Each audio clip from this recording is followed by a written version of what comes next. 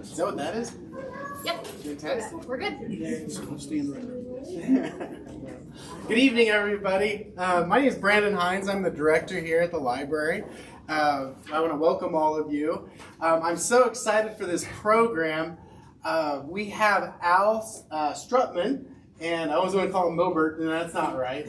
He is with Moburts out of Topeka, and I met Al probably 7 years ago, 6-7 years ago, for a program there in downtown Topeka, and went into their shop with all the oils, the spices, and I couldn't let go of it. I've been using many of the spices that I picked up at that event for myself ever since. And I always wanted to get him out here. We started just talking, and so thankfully we found some support from the Schmidt Foundation, who have sponsored this whole space when we did our remodel about 2 years ago. They also provided us some funding for some programming in this area. So that's why we've chosen to have some of these programs out here in the Schmidt Commons area. I want to acknowledge two of my staff members here, Sarah Doyle and then Jessica Shields. Sarah is our programming coordinator. I am proud to say that the Hays Public Library offers some of the best and most programming of any library that you will ever see. And Sarah is our programming coordinator. Sarah is the person who keeps it all together. So everybody has a hand in it, but Sarah is the glue. She's the person who orders all the supplies. She's the one who manages all of our calendars, the communication on this, and then turns it over to our fabulous communications marketing person, Callie, who puts it all out here. So she's going to share something. Actually, I need to introduce Jessica also. Jessica Shields is our adult services coordinator. She's the person who kind of maintains this realm around here. So the flowers, the little things like that, she kind of owns this space. So you'll see Jessica on this floor quite a bit. And they were a big part of this team to bring Al in for this first program and then all the programs for this series. Sarah's going to share with you, we're doing a incentive program to get people coming back for all the programs. So she'll share with you how that works. All right, so most of you, as you walked in, we showed you a raffle ticket area. If you missed that, we'll help you out with that afterwards. Every time you come to this program, you will get a ticket, and it will get you a chance to win one of these lovely prizes up here. Al boxed them up all nice and pretty for us. They're full of not only stuff that we'll talk about during these programs, but some extra things just to start trying some new ones. Each one of them is kind of tied to each of the programs. So the one for tonight is the Spices 101. We have a whole box full just of things that we discussed tonight, basic spices, some interesting ones. For that, if you take any of our samples, you guys will all go home with a sample of something to try. If you make something and you decide you really like it or you didn't, whatever you decide, you can post on social media and tag the Hays Public Library and Moburts, and you will get extra tickets for extra chances to win one of these boxes. And if you need some ideas on what to start, or you really like learning about the history of these, we have a display over here. It's called Chef's Kiss. It's got a bunch of cookbooks on it, a history of different spices, and all types of things for you to kind of start to learn a little bit more. So. All right, well, I think we're going to turn this over to Al Struttman, again, the owner of Moburts in Topeka, and he'll talk a little more about his business and kind of what he does and give us some examples. So thank you for being here, Al. Well, thank you very much for having me. Pleasure to meet you all. As he has stated, I am from Topeka. I grew up in Topeka. I met my wife in Topeka. I did a lot of things in Topeka. I got married. I was working at Hill's Pet Nutrition. She was working for the state at that point in time. And then she worked at BNSF, and now she's with Evergy. So that's what she was doing. I stayed with Hills. I started the plant, went to corporate America, and I got into purchasing. I know supply chains very well. Corporate America is a wonderful thing, makes lots of money, but it's not the most satisfying to some people. It wasn't to me in some ways, and we'd always said, we're going to have our own business one day. What is it? Had no idea. As life goes, we had a baby. We had 3 of them. My oldest one developed food allergies. And then we had to start looking into what we were feeding her and going. So we go to the store to see all the spice blends, and there was so much additional garbage you didn't need in there to do it that we started making our own recipes and doing stuff. We got away from table salt, went to sea salt, eliminated MSG, all these different sort of things. So we'd done that, and then we got into Thai cooking. So we got into a lot of those spices and using those. So we're getting pretty good at that, and I was going buying spices. We go to Kansas City. You know, you guys go to Wichita a lot and all that stuff. You go to the bigger city trying to find spices.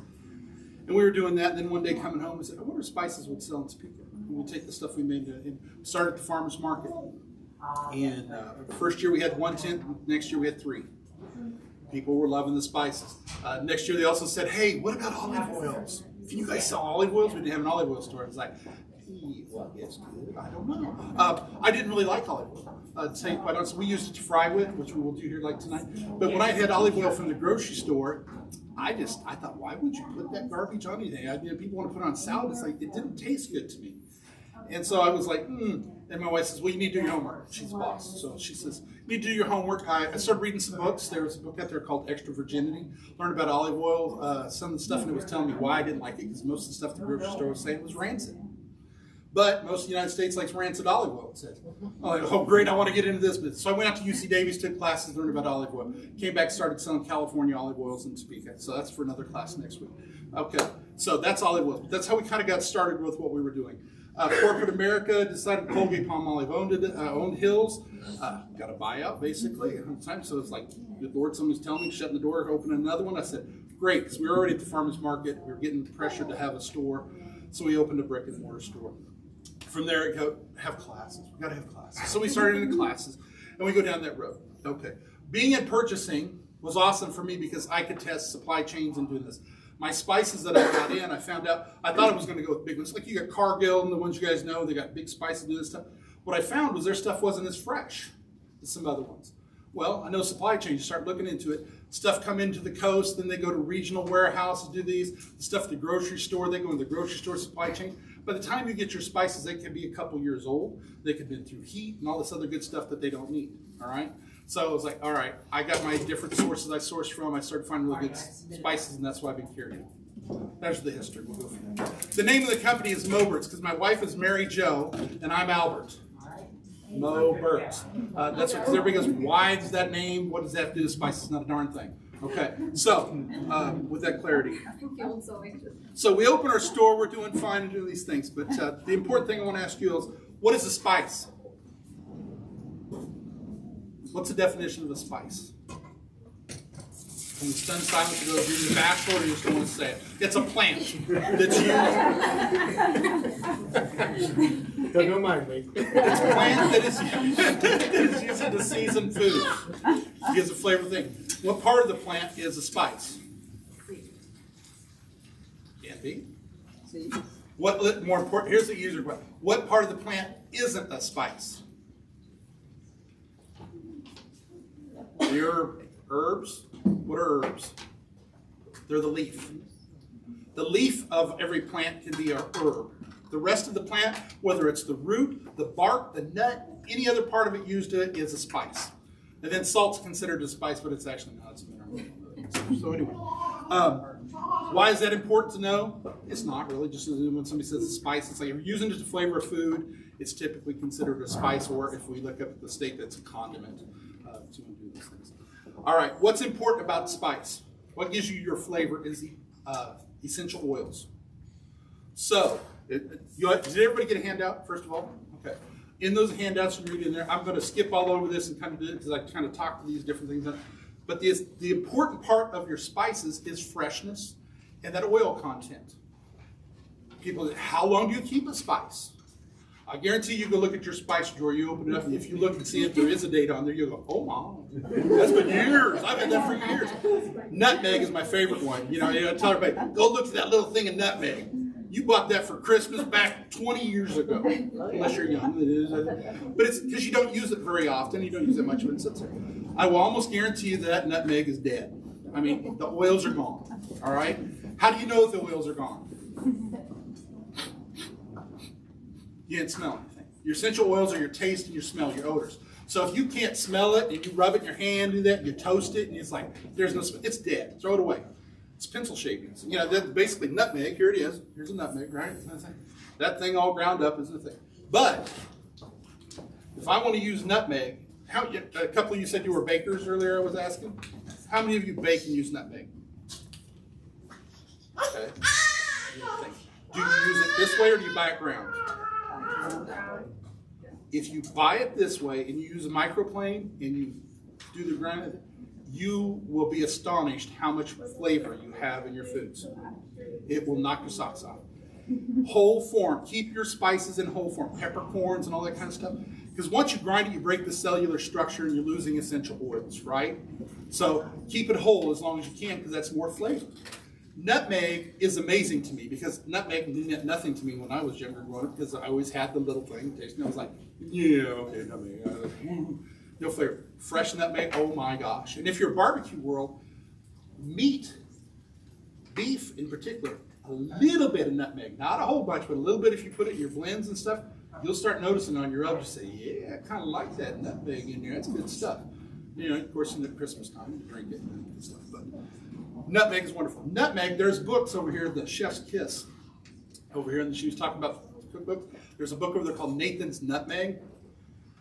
Spices ran world economies. Portugal, Spain, those guys, for hundreds of years, their economy was based off of spices.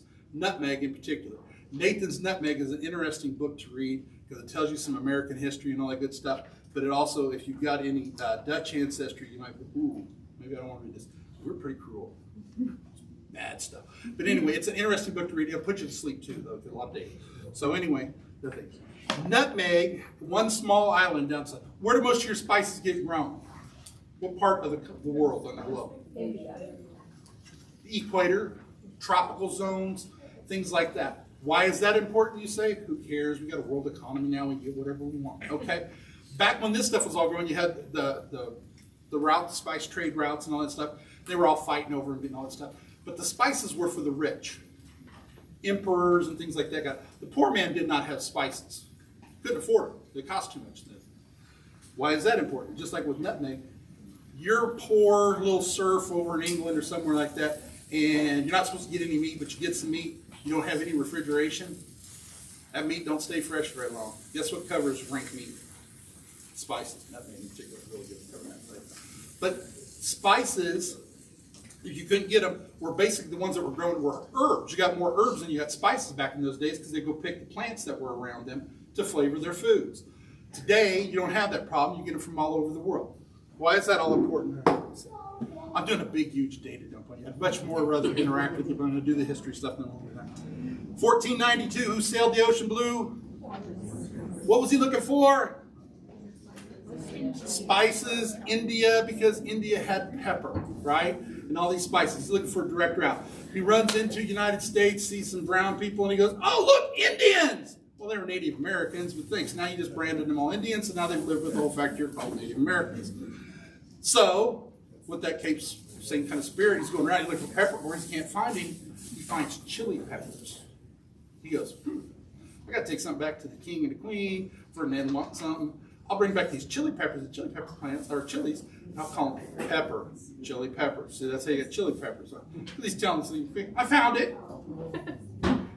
First politician. No, anyway. So, he took chili peppers back. Within 30 years, and back in the days when they didn't have trains, boats, and all that, well, they had boats, they didn't have trains and airplanes. Within 30 years, chili peppers were in all the cuisines around the world because you could grow chili peppers outside of the tropical areas. That's why I would talk about the tropical. So they got in all these culinary things people did. So that's why you see chili peppers grow. If you grow chilies, which originated in Central America, right, they found them over here, in Syria, or other climates, they got fruitier, and they got higher oil content. So why is that important to you? Well, if you're cooking, you don't want to cook the oils out of things. So you want high oil if you're going to do long cook, or if something's got low oil, you put it on the end of cooking so you don't cook the oil content or the flavor out of it, right? There is two things. You're getting a sample tonight of Aleppo pepper flakes. That is from Aleppo, Syria. Urfa, but I'm going to pass two things around. I want you guys to smell and taste. Well, you're going to smell the Aleppo here after a bit. Urfa, another town over there. Aleppo is very mild. The sample you're getting tonight will be very mild, high oil content, loves cheese. Kids, if you got little kids, they can eat it. It's not hot, so you put it in their macaroni and cheese. They will love it. Put it in anything, soup, stews, and all that good stuff. But pass this around. You don't need to tear it. Just pop the lid. These are Urfa Biber flakes. These are a little bit hotter, but they are very fruity. And when you smell it, you'll see what I'm talking about. Those have heat less than jalapeno, but more the red pepper flakes. Okay, they're in between there. You put those in a chocolate brownie. You take that first bite, and you go, there was something warm in there. Second bite, you go, yeah, there was something warm. Third bite, definitely it was warm, but it's not super hot. But it's figgish. If you smell that, it's got a smell to it. It smells fruity. You're going to say, that is fruity. It's got a figgish kind of flavor to it. It's very good in rubs, steak rubs and things like that. You're not going to find it at Walmart. That's the thing I try to tell you. I could talk about a lot of these different spices and ones, and I got them at the store. You can order them online and all that stuff. But when you go to the Walmart, you're probably not going to find them. But they're good to know about. Because you do have options out there. And if you're a barbecue world, I asked them earlier, the barbecue world, if you like to play and make your own stuff, there are so many options out there that can go so many different directions. Eating is personal. And if you couldn't tell, I like to eat. I am a good eater. Cook, I'm good, decent, but I like to eat. I like my food. Eating is personal. Spicing is personal because you either like heat, you don't like heat. You like cumin, you don't like cumin. You like oregano, you don't like oregano. There's different things. I have people that come to me, we've been at the farmer's market in Scale, goes, I don't like Hispanic food. And I said, you don't like Hispanic food? And I said, all Hispanic food? She goes, yeah, I don't like it. I said, do you not like cumin? She goes, well, I don't know. This was kind of my first epiphanies when I'm selling spices. A lot of people don't know their individual spices. They only know the blends they get at the store. Taco, you know, because then the other one said, you got burrito spice. I was like, burrito spice. It was cumin, you know. But it goes back to things, well, if you don't like cumin, you substitute other things in there with that. Coriander, another one of these, it's got a lemony flavor. But if you don't use coriander very much, you don't know, you never put it in your food. But once you get onto these different spices and you learn their flavor profiles and you try these different dishes, like I challenge everybody, when you go to the restaurant and there's some favorite dish you like, try to pick out the spices that are in the dish you like. That's the thing. So when you go home and cook, because everybody goes, what goes good on chicken? What doesn't go good on chicken? And if you like the flavor, you like it. If you don't like the flavor you put on chicken, you ain't going to magically change that chicken into something. It's like, I don't like it. Popcorn is my perfect example. People come to my store and they'll take my spice blends and they go, you know what that's good on? I go, what? And they go, popcorn. All right, that's really what I made it for, but that's because they like that flavor profile, and popcorn's neutral, and put it on. If you like trying new spices, try them on eggs. I like to try things on eggs in the morning. Because eggs, you know what the flavor is. It's pretty neutral. The heat gets the oils out, and then you taste what it is. Okay? Questions or comments at this point in time? What did you say the first place that was coming around? That was Urfa Biber. Would you spell that? Yeah. URFA, and then BIBER. And I'm going fast, and I really go because I really don't have enough time to tell you all the good things. I like to talk about spices, and I like to talk. But I want you to stop me if there's something you want to know, because I like interaction. I like to tell you what I know, what I don't know, and if I don't, I'll try to find you answers. See, some people say Copenhagen. I've heard all sorts of things. It's a very earthy kind of thing, but it's very interesting. And if you want to put a little sample on your hand, try it. You try it. It's not super hot. It's not going to kill you, but you better have some water. I like it on pizza. I like the flavor of the pizza, but I put it in my beef rub. There's a thing called Al's Top Shelf. I'm Al, right? I made a coffee rub. Grew up with the family of coffee drinkers. I didn't drink coffee, but I had the spice shop and goes, you need a coffee rub. I'm like, all right, I'll make a coffee rub. So I did my research. I made this coffee rub using espresso sugar and espresso salt, and then coriander, cumin, all the other good stuff, garlic, salt, and all the things that you put in a barbecue rub. Took it home and put it on a steak. I was like, oh my God, that is so good. That's Al's Top Shelf. So I'm selling as that. One of our farmer buddies up there, he comes in, he's a barbecue guy, and everything. He goes, hell, you don't put that on steak, you put that on pork butt. He goes and makes some beautiful pork butt. Bark and tastes so good. So I start putting in the pork butt. Yes, it's wonderful. Flavor profiles. It's just playing with the different things and doing stuff. But I don't, like I said, I don't like to drink coffee. It doesn't taste like coffee. You put it on meat stuff, it tastes different. That's why you can't be afraid to be a good cook. So don't be afraid to try something. And I guess that kind of goes back to the same thing of when do you use a spice? When I'm cooking, if you're going to do a long cook, and it's something long, if I use onion and garlic powder, I don't typically use them in the beginning of a cook. They're a finishing spice.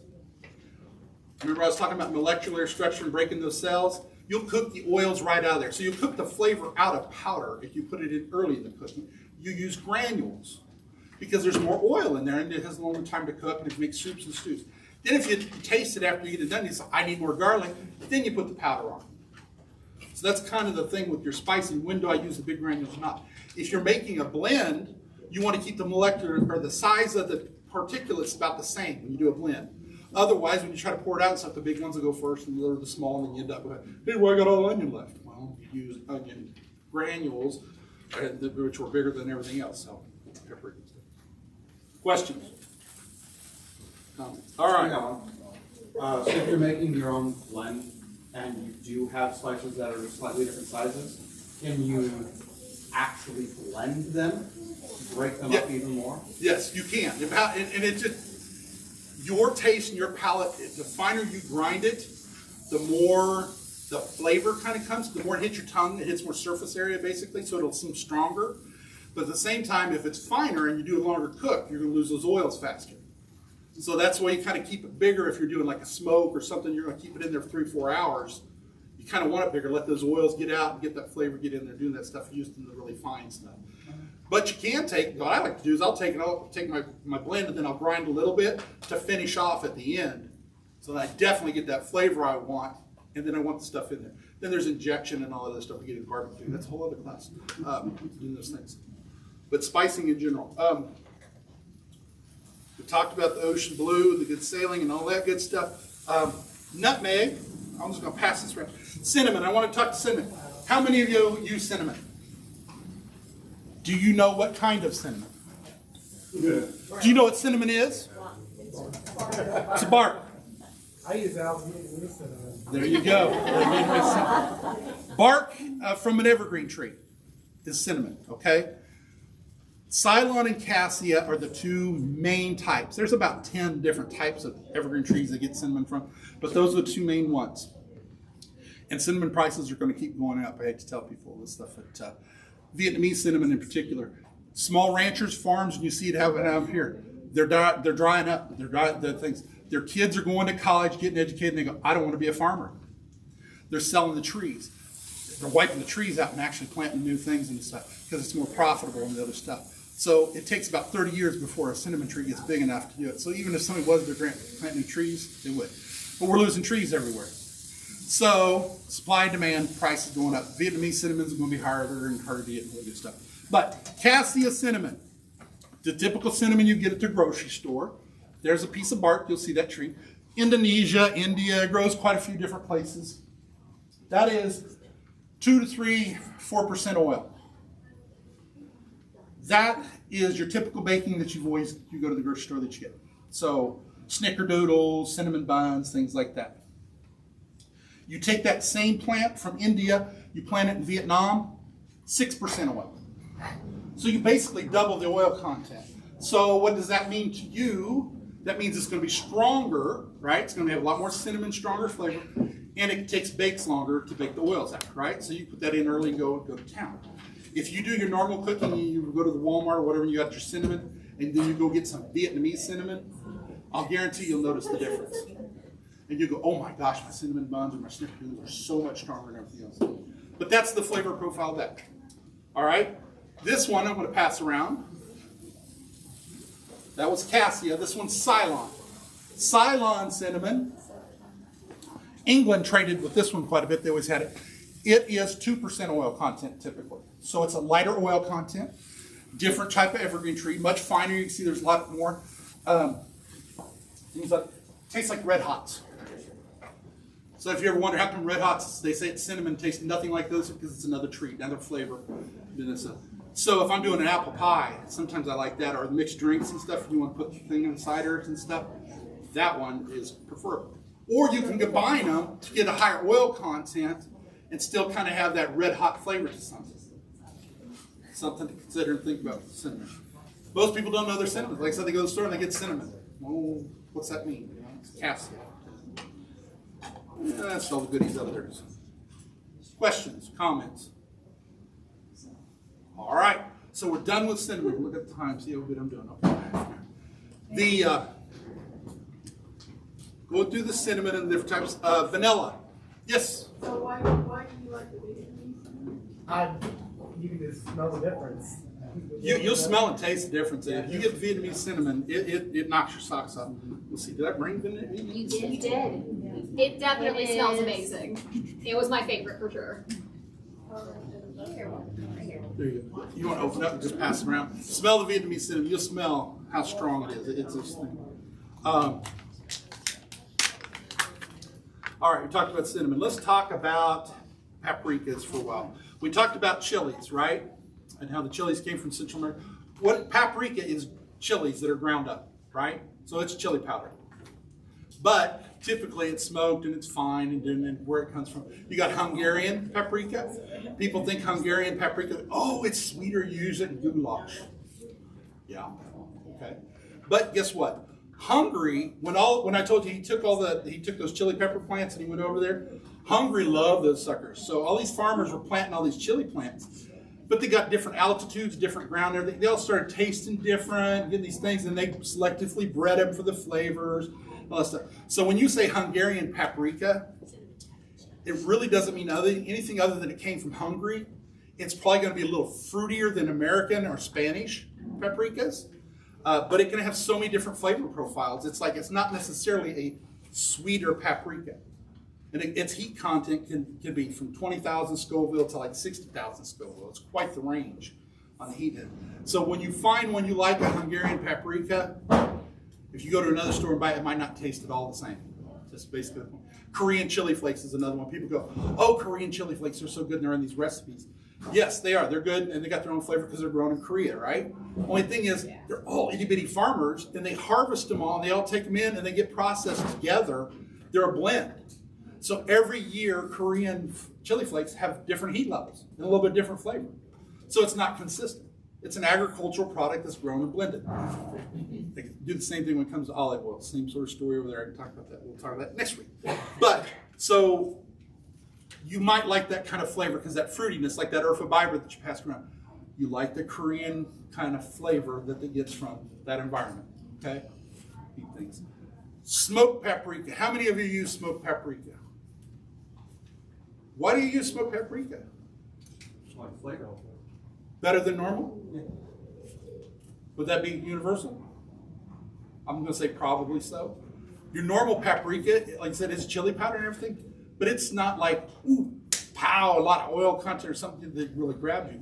There's something about smoking that chili that gets that smoke flavor, which to most of us, I call it the caveman gene that's in us all, or cave woman, cave person.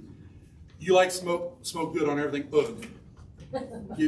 Everything in my store that's smoked sells better than everything else. Okay, so I'm just looking at the data points going, we must like smoke for some dang reason. I got smoked sugar. Sells like crazy. It's like, yep, good stuff. Good on greens too. But anyway, so smoke good. But smoked paprika flavor profile, barbecue potato chips. So if you're using regular paprika and you never use smoke, you use it, just think barbecue potato chip kind of flavor. And you're probably going to like it more and put it in a different dish. All your competition teams, they're using smoked paprika in the barbecue world. Me and the wife are also barbecue judges, so we get into all that good stuff. It's a good way to get spoiled, eat meat, you're never going to get done any other way. You wouldn't throw away the cuts that those guys throw. Anyway, but smoked paprika, wonderful good stuff. Questions, comments, concerns? All right, I'm going to keep rolling. I'm going to pass around something. Don't get too hooked on this because I don't have, my supplier is not doing white truffle sea salt anymore. They're doing black truffle, so I got to switch over. A little bit different flavor. Truffle, mushroom, unami kind of flavor. Wonderful. Very expensive stuff. Okay. I first started, I didn't carry this stuff because like, nobody's going to pay that kind of prices for this. But I had some guy come in, I'll buy it. I sell it, but I don't sell tons of it because it's expensive. Treat this very delicately because I tasted everything that comes into my store. I made the mistake of tasting this without any water or anything. Truffle is very strong, very umami, and that flavor does not go away. I want you to throw it in your mouth if you don't put liquid on it right away. I tried water, beer, everything. I was like, I can't get this on. But I want you to pass it around because this is, I say ounce per ounce. If you want to add flavor to something and you put just a little bit of this, oh my gosh, loves prime rib. It likes fat. It's great on French fries. You're dumping some money on fries. You're gonna eat, but that likes fat and very good flavor. Like I said, it's umami. It's that kind of strange, sweet, but rich and savory kind of flavor altogether. All right. Questions, concerns, comments? When you say expensive, what are you? That bag probably costs $14. So it's not the cheapest.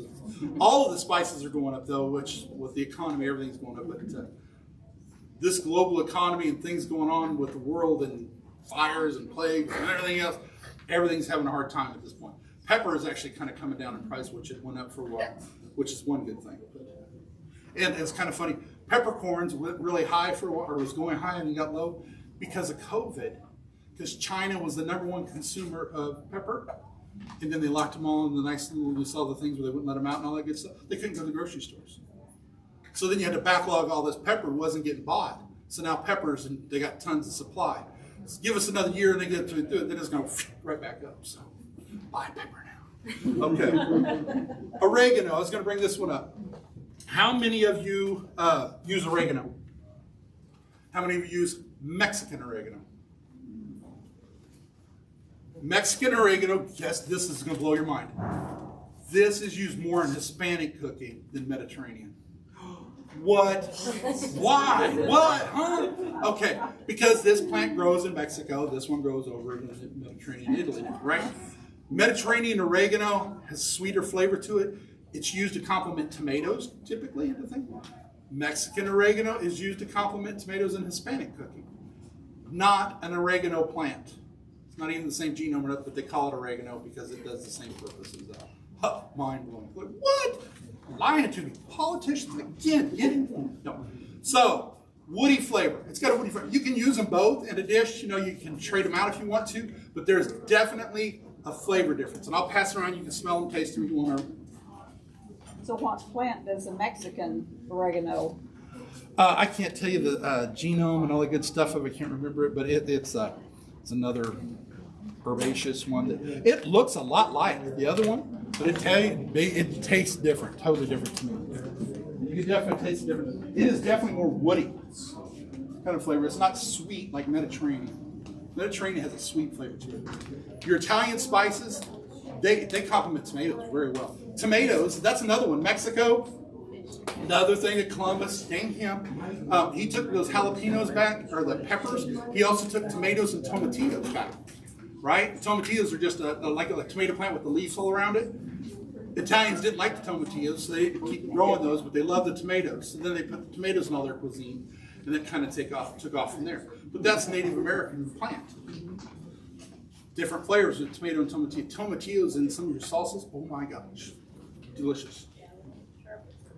Questions, comments, concerns? Delicious. I have a question. Getting back to pepper, what's the difference between white pepper and like? Awesome question, because a lot of times I'll bring that one up. Okay, and this is what's crazy to me, because you try to look up that and try to find it, it's almost impossible to find what it is, and it's so simple, it's ridiculous. Peppers are grown in droves. They look like grapes.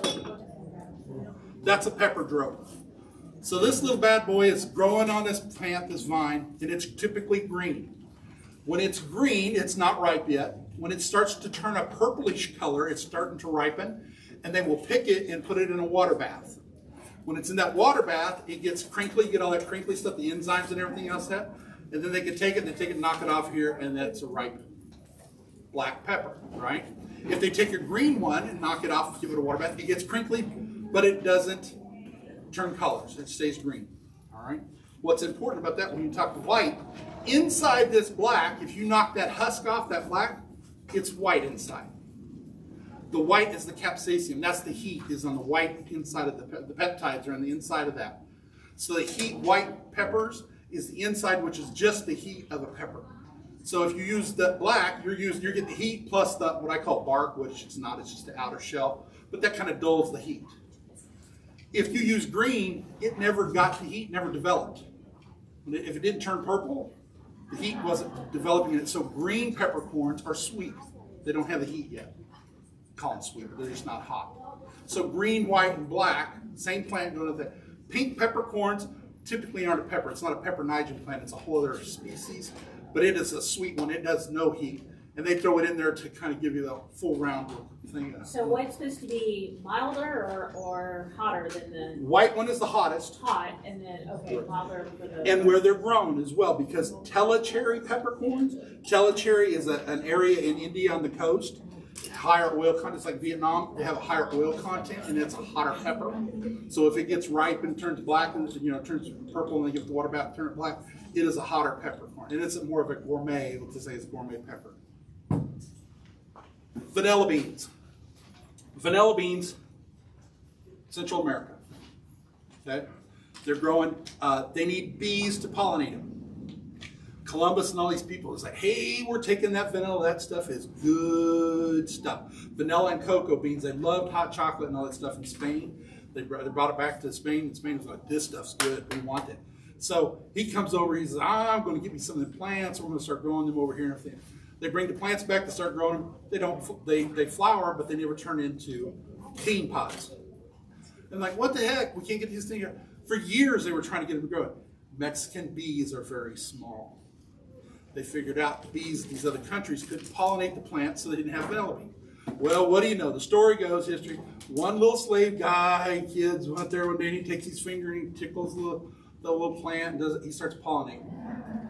They're going, well, hell, we don't need the bees. We just use our fingers and we'll do the thing. So then they started doing it. They pollinate the plants on their own.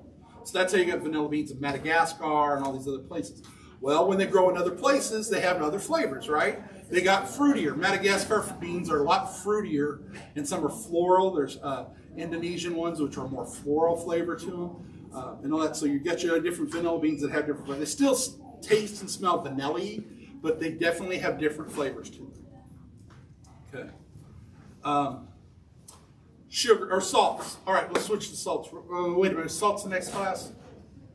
Do we have salts in the baking class? Is that what that was? One of the things we want to talk about? Yeah, next week salts. Okay, we'll talk salts next week then. Okay, let's talk sugar. Well, I don't want sugar either. What time is it? Remember about time too? Yep, I could blab forever. Let's do that. Yes. You know how to store. Oh, do not store. Where do you put your spices right now? Spice drawer. Are they in a jar? Yeah. Okay. How many of them got them in these? Very few. That's right. Why do I put them in these, do you think?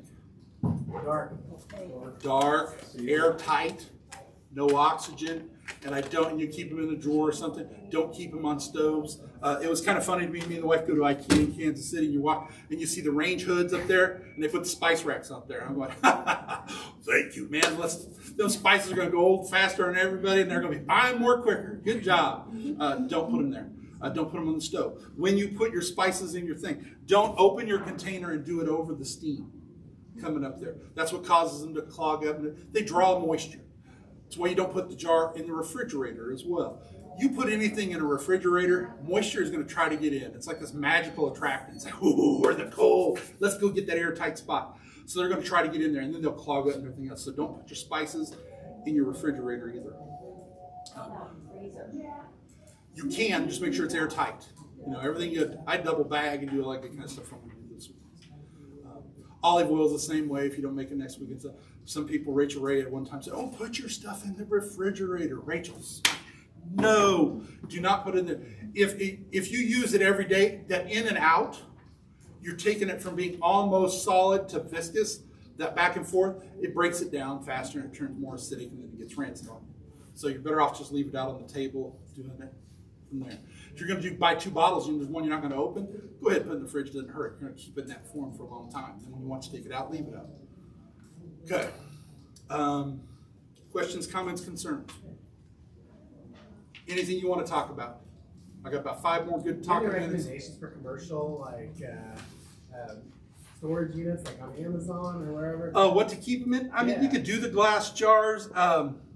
Anything you get, you just want to make sure it's airtight. They got these new Tupperware ones. There's all sorts of little things. They've got little gadgets and stuff that are super cool with the flip tops and do things you can put them in. But it's also how much you're going to use.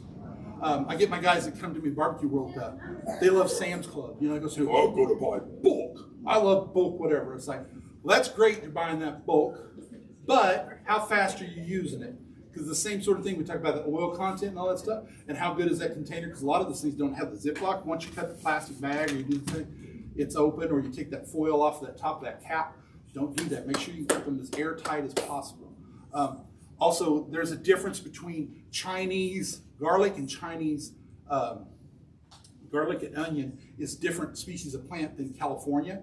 Californian one has higher oil. It's a thicker, more robust plant. So there's a difference between them, which is great to know. But the only problem is most of your stuff is Chinese. It comes across anyway. And if you try to buy California, if they've had a bad year, you're hosed because it's not out there. But it is. You can taste the difference. It's stronger. And If you buy spices, does it usually say? it will say if it's California. California has pushed all those labeling laws so they do a good job. Olive oils, when you check next week, I'll tell you buy California certified, because California certified extra virgin is tighter standards than the global one. So it's definitely got a lower acidity in this. So the global seems to be, I mean, I've read all these stories about the controlled elements and them cutting their, yeah, they were putting embalming fluid they found in some of the stuff that was coming across. It's not tested. They take their labeling that they tailor, and it's not tested when it's in the United States. But like I was saying, there's that book, Extra Virginity, was talking about how the stuff is rancid, and people are used to that. Well, if you don't use a lot of olive oil, we're not exposed to it. I mean, how many olive trees do you see growing around here? You ain't going to find them. California has a hard time keeping them growing. Texas has started growing them, but they keep frost and losing them, and so they don't even produce enough to keep themselves and do it. And then sneaky production, and this comes from corporate America world kind of thing. They can get California harvested olives. If they harvest the same day they take it to Texas and press it, it's then Texas olive oil. Well, grown in Texas, but not that you care, but just You can talk more about vanilla, the vanilla beans. Vanilla beans? To learn.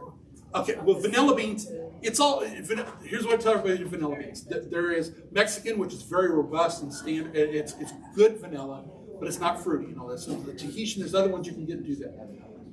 Make your own extract. All it takes is basically clear alcohol. You can use your rum, you can use vodka. Vodka is typically what's used with making it. But you just put the beans in there and let them set, because the alcohol is drawing the oil out. So get you a little bottle and do it. And what I tell everybody, when you buy your vanilla beans, I like to do 3 beans to about a liter. Do that. It gets your extract quicker. You can do 1. It just takes forever. Shake it every couple days. Just kind of give it the exposure. Leave the bean whole. What I tell you, buy your bean, take it home. Don't need grade A beans. I sell grade A beans. My beans are expensive at my store. And I tell everybody, if you really want to make extract, go buy grade B beans. Nobody cares how big that bean is or whatever. You're just driving oils out of it, crap, whatever. Get grade B cheap beans. Buy them, put them in there, give them a lot of time, and then just stronger and use it. But buy your bean, put it in your sugar bowl for a week, and you got vanilla sugar. Take it, put it in the vodka, leave it whole, and do this stuff, and make your extract. Then when you're done with it, you take it off, cut the end of it, squeeze the caviar off, and make vanilla cookies, whatever you want to make it. You got 3 uses out of that bean. So it doesn't deteriorate at each of those stations. It will get more soft as you do. And so I have got some stuff that's 3 years old, vanilla beans, that I keep making extract out that we use at home. I just keep adding beans because it's like it's just breaking it down with alcohol, and it's all good stuff. How long do you leave it in the vodka? Typically, it'll take at least a month before you actually have extract. People love Christmas time. Oh, I'm going to make extract. I was like, yo, wait until December 12th to make for your. You can give it, just ain't going to use it right away. Yeah, a good month typically. The more beans you put in there, more oil you're going to get. And you can reuse it. Once you use that vodka up and you want to put more in there, go for it. It's going to take longer. You just keep driving that oil out. It's just by taste then? If it's saturated enough, you just taste it? Yes, you'll tell it's strong. What kind of vodka should you use? Doesn't matter. Use anybody. The better vodka you like, the better it's going to taste. I had a gal come in. She said, "I'm making mine with chocolate vodka, but I never get to cook with it because I keep drinking." That's a personal thing. I don't know. But she goes, "It's so damn good." I was like, "Well, I bet it is." About out of time. It is 6:45. So 6:45. any last minute questions? Yes, dear. I mean, I kind of know about this, but I'd like to hear you say some about like garlic salt versus garlic powder, salts versus the powder. Okay, because you're adding, what you're doing is adding garlic to the salt. I will tell you this. Okay, so let's talk a little bit about salt. Salt's a mineral. What gives salt its color is the contents, the mineral contents, and what's in it, minerals. So there is black Alayan, and I got it here. Black sea salt and Alea sea salt. This black is black, comes from Hawaii. If you look up any recipes, guess what? They're pork. Because what do they do in Hawaii? Luau's and pork, right? It's sodium. Salt is sodium, people. So sea salt is just sodium that still has minerals in it, and it's not processed out. So it's diluted, I guess is what you would say. But it's got other flavors to it, because whatever it's coming, because this has a charcoaly flavor because it comes near the lava beds. That's why it's black, right? Alea, the red stuff, has seaweed and clay in it. So it's pink. It's got that, so it's got those kind of flavors. So it's diluted, right? Sea salt flakes is a different grains, because wherever the salts come from all over the world, they get the different minerals, and their crystals are different, right? They have different formations. So they might hit your tongue differently. Flaked sea salt flakes, typically you use less of them, but they hit more of your tongue, and that's a stronger flavor. So when you're cooking, baking and other stuff, you want those flakes because they dissolve faster when they hit your tongue, and it's not as salty as long. So even though it tastes more salty, it's not as strong. You know what I'm saying? There's not as much of it there, and it fades, which is really cool with salts, because hot salts, that ghost pepper sea salt that I have, if you come to that class, you get this ghost pepper sea salt class next week. Ghost pepper sea salt on a chocolate chip cookie. People go, oh my gosh, no, that's way too hot. I'm a wuss. I like jalapenos as hot as I like to go. Chef I had working for me, she comes in with chocolate chip cookies. I'm like, try one. I go, okay. She goes, but be careful. I said, what? And she goes, I put ghost pepper sea salt on. I was like, oh shit, excuse me. So, oh no, I am not. I said, I'm not trying. I just won't do it. I don't like that hot. And she goes, no, you need to try them. Just take one bite. I'm like, I got to. I'm the role mom, you know, fat guy and everything. I said, okay, so try it. And I took a bite of that cookie. The salt hits your tongue first, so you suck wind. It's hot. You go, and then the chocolate, your taste buds get excited, so the chocolate's more amplified. So you go, ooh, gosh. The heat fades, and you're looking at that cookie going, I'm doing it again. That was good. The cookie's gone, and you're going, I ate that hot cookie. I wouldn't have thought. Do the same thing with brownie, anything chocolate with that hot.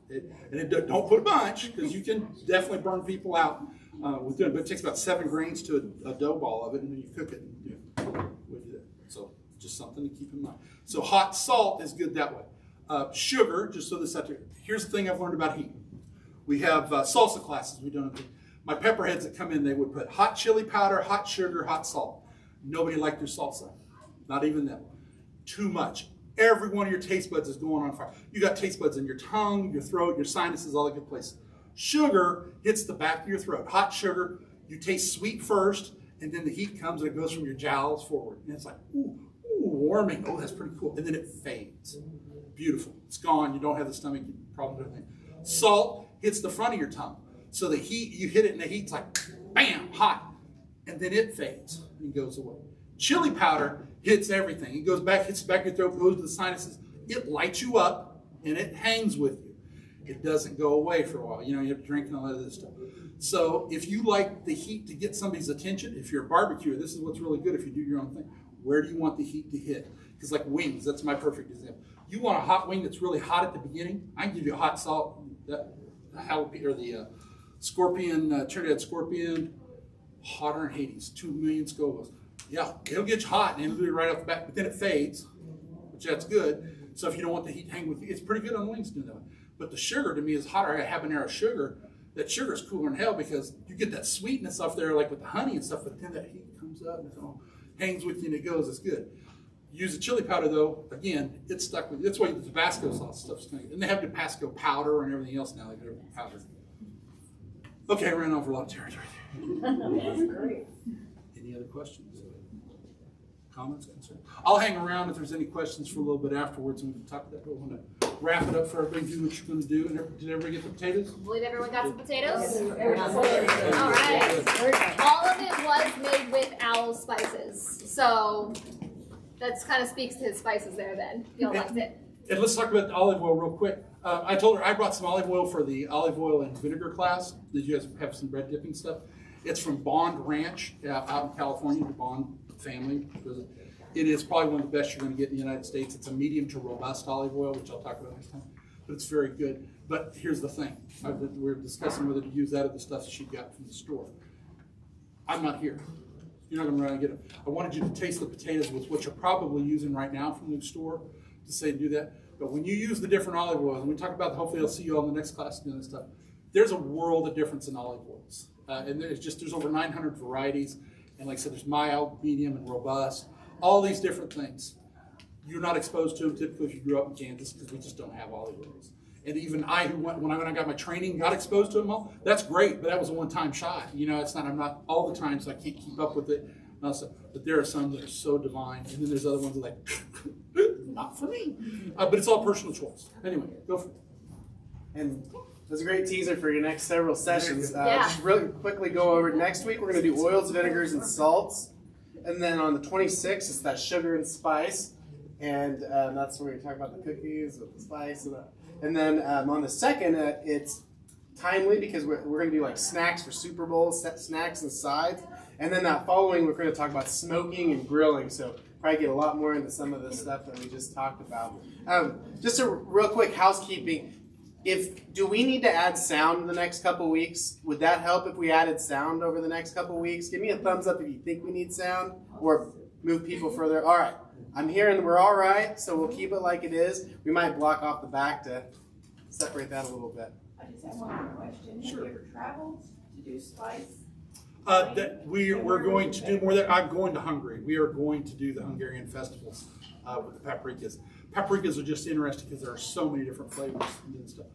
It's quite interesting with the spices, though, with agricultural product, things that there's so many different things going on right now. It's really kind of scary what's going to happen with our supply and demands with a lot of the stuff. So it's kind of like, oh, how hooked do I want to get? It's like these flavored sugars and stuff we're talking about doing this. I got one supplier that does it where it's actually in the grain. Their process is patented. Great stuff. But New Mexico right now is having chili peppers this next year are going to be expensive. Anything hot. New Mexico's had a drought and everything in this way.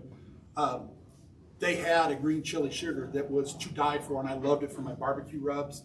I got a lot of people going on it, and then they discontinued it because they couldn't get the hatch green chili. So it's kind of, I get where I'm really cautious anymore with a lot of stuff because I want to show you guys and get you exposed and get you on it, but it's like, if it's a sole supplier, I'm very scared of all that kind of stuff anymore because it's like, then we're hosed. You know, you get it, and you're like, yes, I love it. I want it. That's like, I can't get it for you. Jessica has samples over here, and so on your way out, just make sure to pick one out, and I'll be standing over here. And that's that nice mild Aleppo pepper flakes, which you can use in everything. And if you have children, they will love it. It's good stuff. All right, thanks, Al. Thank you.